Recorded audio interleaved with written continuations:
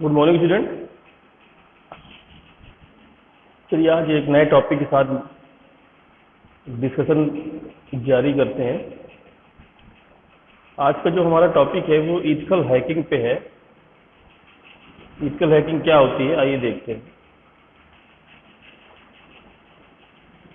जैसे कि आप लोग जानते हैं कि हैकिंग, अटैकिंग ये सब एक ही कंडीशन है सबकी, सबका वर्क लगभग एक जैसा ही है। तो बेसिकली जो इथिकल हैकिंग है वो आखिरकार होती क्या है, तो सबसे पहले मैं बता दूं कि इसको हम व्हाइट हैट हैकिंग भी कहा जाता है। ये व्हाइट हैट हैकिंग कहलाती है आपकी इथिकल हैकिंग। और इथिकल हैकिंग में अनहैकिंग की तरह ही कंप्यूटर सिस्टम को हैक किया जाता है, लेकिन इसका मकसद कंप्यूटर सिस्टम में वल्नरेबिलिटी तथा अन्य थ्रेड्स को खोजना होता है। इन वल्नरेबिलिटी तथा थ्रेड्स को खोजने के बाद उन्हें फिक्स किया जाता है, जिससे कोई अन्य हैकर इसका फायदा ना उठा सके। जबकि इसके विपरीत जो नॉन इथिकल हैकर होते हैं वो इन वल्नरेबिलिटी तथा थ्रेड का प्रयोग अपने फायदे के लिए करते हैं। जो नॉन इथिकल हैकर है उनको हम ब्लैक हैट हैकर भी कहते हैं। वैसे इथिकल हैकर के पास प्रोग्रामिंग की अच्छी नॉलेज होती है, जैसे सी है, C++ है, जावा है। तो इथिकल हैकिंग का मेन उद्देश्य कंप्यूटर सिस्टम में वल्नरेबिलिटी तथा थ्रेड्स को खोजकर उन्हें फिक्स करना है,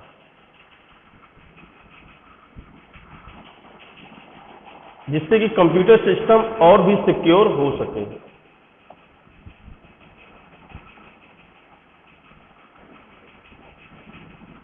साइबर एथिक्स।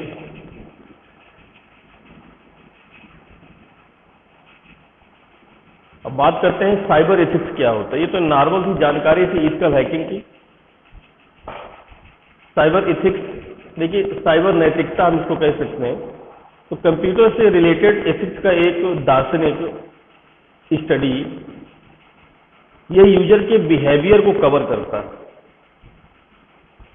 तथा कंप्यूटर को किस काम को करने के लिए प्रोग्राम किया गया है और ये किसी समाज या व्यक्ति को कैसे प्रभावित करता है, ये सब इसमें शामिल होता है। सरल शब्दों में कहें तो साइबर एथिक्स का मतलब है इंटरनेट का प्रयोग जिम्मेदारी से करना।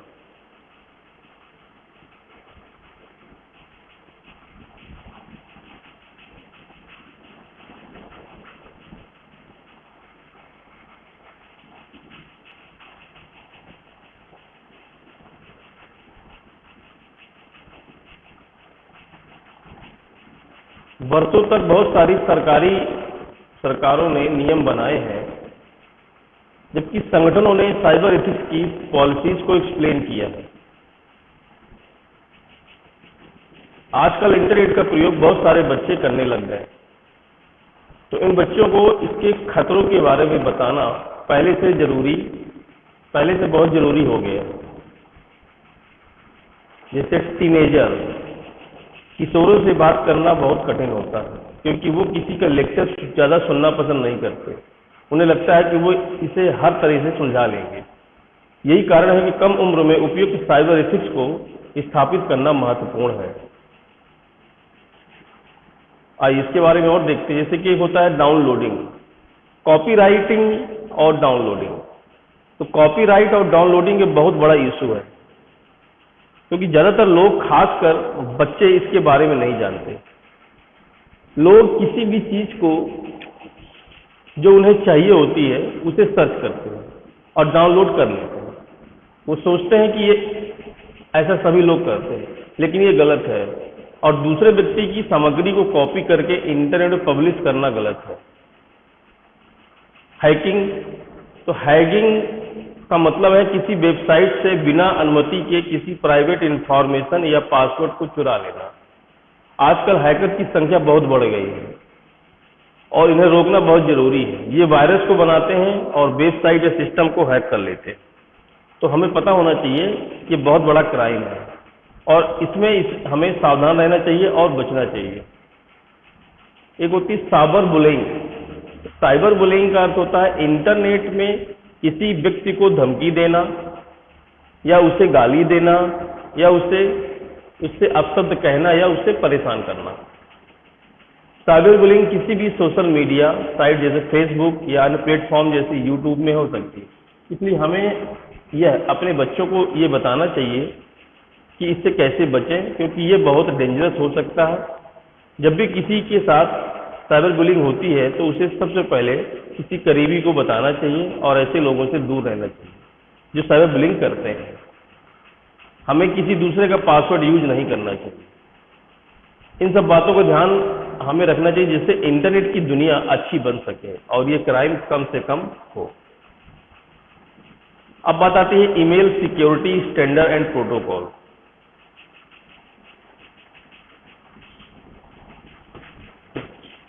देखिए, स्पैमर्स एवं हैकर्स से ईमेल को सुरक्षित रखने के लिए बहुत सारे ईमेल सिक्योरिटी स्टैंडर्ड और प्रोटोकॉल को डेवलप किया गया। ये स्टैंडर्ड ये सुनिश्चित करते हैं कि जो मेल भेजा गया है वो अपनी इंटीग्रिटी को बिना खोए रिसीवर तक पहुंच चुका है या पहुंचा चुका है। जिसमें से आपका है सेंडर पॉलिसी फ्रेमवर्क। ये डोमेन के लिए एक ऑथराइजेशन पॉलिसी है। इसका प्रयोग बहुत किया जाता है, परंतु ये कम यूजफुल है क्योंकि इसका प्रयोग रिसीविंग सर्वर के द्वारा सिर्फ ये देखने के लिए किया जाता है कि जो मेल आया है वो सही डोमेन से आया है या नहीं। दूसरा है डोमेन कीज आइडेंटिफाइड मेल।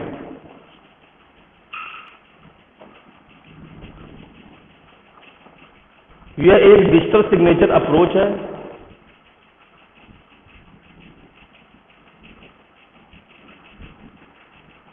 इसके द्वारा रिसीवर यह चेक कर सकता है कि जो मेल आया है वो ऑथराइज्ड डोमेन से आया है या नहीं।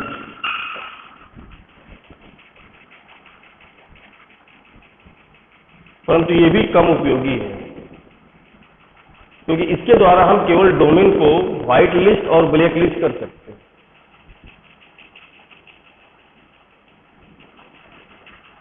SMIME इसका पूरा नाम secure multipurpose internet mail extension है।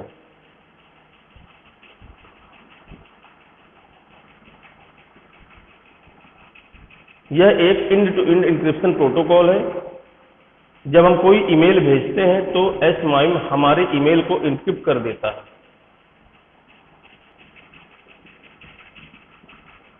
और इसे केवल रिसीवर ही डिक्रिप्ट कर सकता है। SMIME को आपके ईमेल क्लाइंट के द्वारा इंप्लीमेंट किया जाता है, परंतु इसे डिजिटल सर्टिफिकेट की जरूरत होती है। आजकल बहुत सारे मॉडर्न ईमेल क्लाइंट के द्वारा SMIME को सपोर्ट किया जाता है।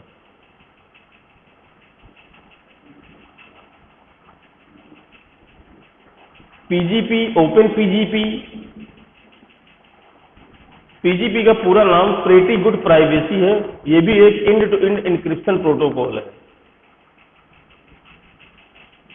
परंतु इसके समकक्ष ओपन PGP का प्रयोग ज्यादा किया जाता है।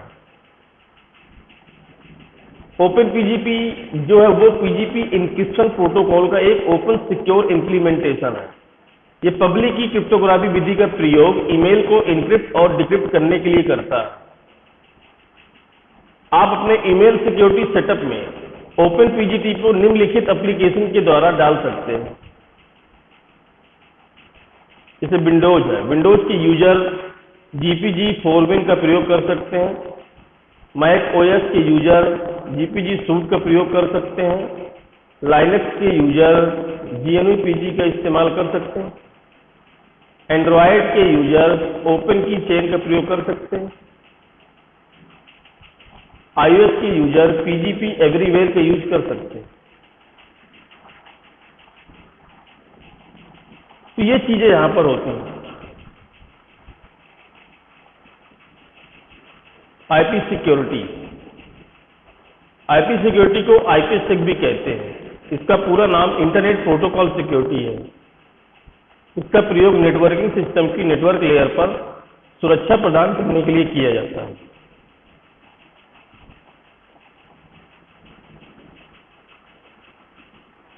IPsec एक IP नेटवर्क पर डेटा पैकेट को ऑथेंटिकेट करता है और एन्क्रिप्ट करता है।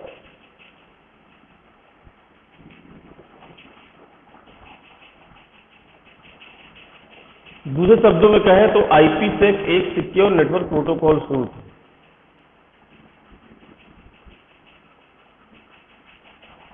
जो कि इंटरनेट में डेटा की इंटीग्रिटी, कॉन्फिडेंशियलिटी और ऑथेंटिकेशन को सुनिश्चित करता है।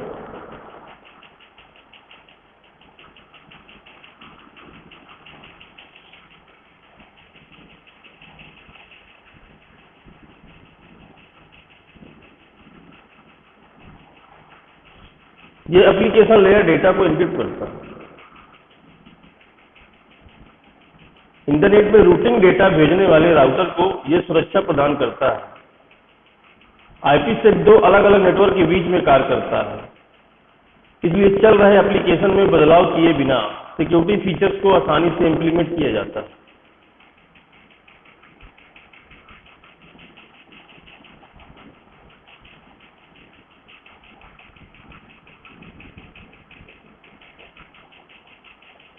IP सिक्योरिटी के ज्यादातर कार्य दो अलग अलग नेटवर्क के बीच में VPN को सुरक्षित करना है।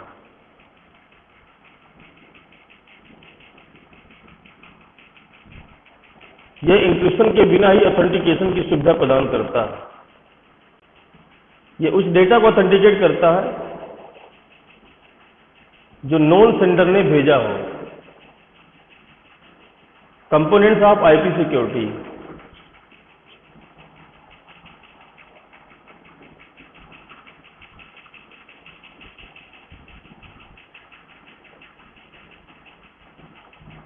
Encapsulating security payload, authentication header,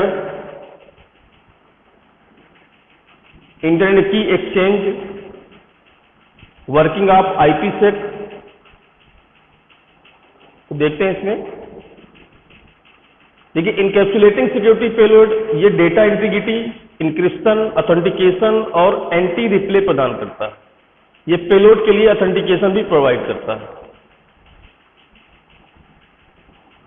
authentication header ये भी डेटा इंटीग्रिटी, ऑथेंटिकेशन और एंटी रिप्ले प्रदान करता है, परंतु ये इंक्रिप्शन प्रदान नहीं करता। एंटी रिप्ले प्रोटेक्शन जो है वो पैकेट के अनऑथराइज्ड ट्रांसमिशन से प्रोटेक्ट करता है। ये डेटा की कॉन्फिडेंशियलिटी को प्रोटेक्ट नहीं करता।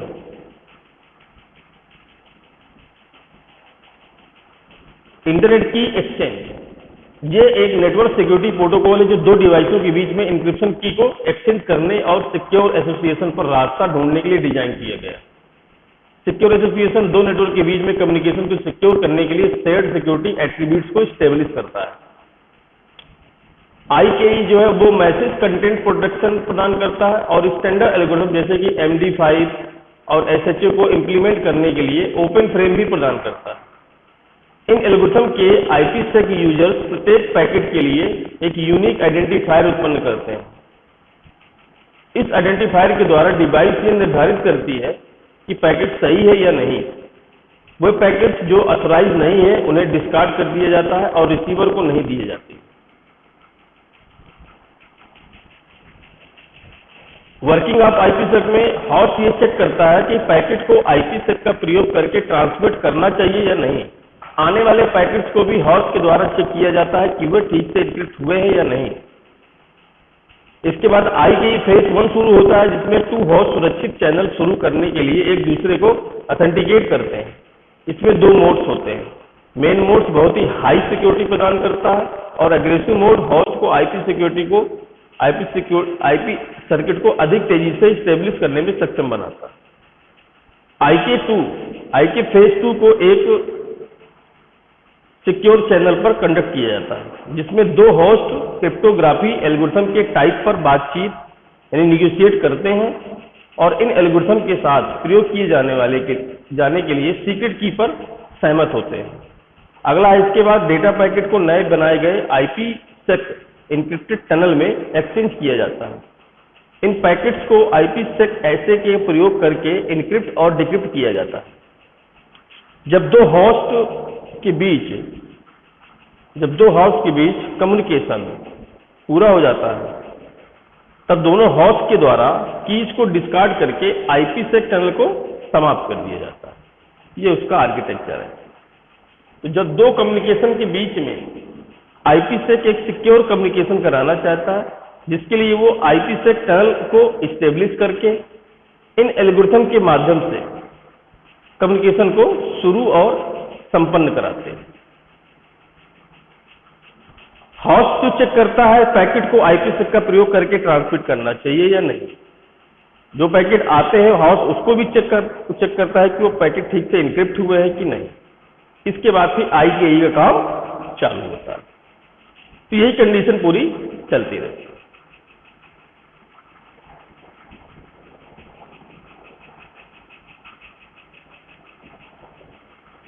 तो ये IPsec का था। अब एक चीज आती है आपका इंट्रूजन डिटेक्शन सिस्टम IDS। देखिए IDS का पूरा नाम इंट्रूजन डिटेक्शन सिस्टम है। IDS एक प्रकार का सिक्योरिटी सॉफ्टवेयर है जिसका यूज सिस्टम तथा नेटवर्क को अनवांटेड तथा अनऑथराइज्ड एक्सेस से सुरक्षित करने के लिए किया जाता है। यह हैकर, अटैकर तथा अन्य खतरनाक अटैक से सिस्टम को बचा लेता है। जैसे कि इसका नाम है, ये नेटवर्क तथा सिस्टम में इंट्रूजन को डिटेक्ट करने के लिए प्रयोग किया जाता है। जैसे कोई इंट्रूजन मिलता है तो ये अलर्ट कर देता है कि IDS का प्रयोग विभिन्न तरीके से मैलिशियस ट्रैफिक को डिटेक्ट करने के लिए किया जाता है। ये दो प्रकार के होते हैं, होस्ट बेस्ड IDS और नेटवर्क बेस्ड IDS। जो होस्ट बेस्ड होता है उसको बोलते हैं HIDS, में होस्ट में इंस्टॉल रहता है और ये केवल उस ट्रैफिक को देखता है जो होस्ट में उत्पन्न होता है या उस होस्ट से गुजरता है। अगर कोई मैलिशियस एक्टिविटीज दिखाई देती है तो ये केवल इसी होस्ट में डिटेक्ट करता है।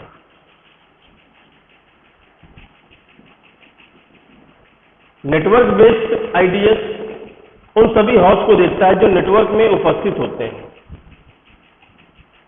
तथा इनमें होने वाली सभी मैलिशियस ट्रैफिक को डिटेक्ट करता है। NIDS संपूर्ण नेटवर्क को मॉनिटर करता है। जैसे कि अब जैसे एक बताया थ्रेट्स ऑफ सिक्योरिटी। देखिए कंप्यूटर थ्रेट एक संभावित खतरा होता है जो किसी भी वल्नरेबिलिटी का फायदा उठाकर सिक्योरिटी को तोड़ सकता है और बहुत अधिक नुकसान पहुंचा सकता है। इससे डेटा का लॉस हो जाता है या फिर हमारा हार्डवेयर फिजिकली डैमेज हो जाता है। कंप्यूटर सिस्टम को सिक्योरिटी थ्रेट से बचाने का सबसे पहला कदम थ्रेट्स को आइडेंटिफाई करना होता है। सिक्योरिटी थ्रेट एक प्रकार का रिस्क होता है जो किसी भी कंप्यूटर सिस्टम या ऑर्गेनाइजेशन को नुकसान पहुंचा सकता है। इसमें हमारे सिस्टम का डेटा चोरी हो सकता है या फिर वायरस का अटैक करके हमारे कंप्यूटर सिस्टम को नुकसान पहुंचाया जा सकता है। सिक्योरिटी थ्रेट्स मुख्यतः दो प्रकार के होते हैं, नॉन फिजिकल थ्रेट और physical threat. Non physical threat को लॉजिकल थ्रेट भी कहते हैं। इसमें अटैक्स वो होते हैं जो वायरस, वॉर्म, ट्रोजन हॉर्स आदि के द्वारा किया जाता है। बहुत सारे यूजर से सोचते हैं कि वायरस, वॉर्म तथा ट्रोजन हॉर्स सभी एक ही है, लेकिन ये सभी समान नहीं होते। केवल इनमें एक समानता ये होती है कि ये सभी मैलिशियस होते हैं। नॉन फिजिकल थ्रेट्स के समान वायरसेस है, ट्रोजन्स है, वॉर्म्स है, ये टाइप है। स्पाईवेयर है, कीलॉगर है, एडवेयर है, डेनियल ऑफ सर्विस अटैक है, distributed Daniel of service attack है, फिशिंग है, अन्य कंप्यूटर खतरे। ऊपर दिए गए इन सभी थ्रेट्स को कंप्यूटर को बचाने के लिए हमें अपने कंप्यूटर में एंटीवायरस सॉफ्टवेयर को इंस्टॉल करना चाहिए और DDoS अटैक से बचने के लिए इंट्रूजन डिटेक्शन सिस्टम का प्रयोग करना चाहिए। फिजिकल थ्रेट्स ये तीन प्रकार के होते हैं, इंटरनल, एक्सटर्नल और ह्यूमन। इसमें आग लगना, पावर सप्लाई का अनस्टेबल होना, कमरे में ह्यूमिडिटी का होना आदि इंक्लूड है। एक्सटर्नल में इसके अंदर बिजली गिरना, बाढ़ आना, भूकंप आना आदि सम्मिलित होते हैं। ह्यूमन में इसमें किसी भी मनुष्य द्वारा चोरी करना, हार्डवेयर को नुकसान पहुंचाना या गलती से सिस्टम को तोड़ देना आदि इंक्लूड होता है। ठीक है, अब बात आती है स्टेप इन अटैक्स में। कल बात करेंगे इसके लिए, आज के लिए सिर्फ इतना ही है। आप लोगों को समझ में आया होगा ये चीज़, मैं आपको इसका नोट्स भेज दूंगा, ये आपके काम आएगा एग्जाम पॉइंट ऑफ व्यू से। Thank you.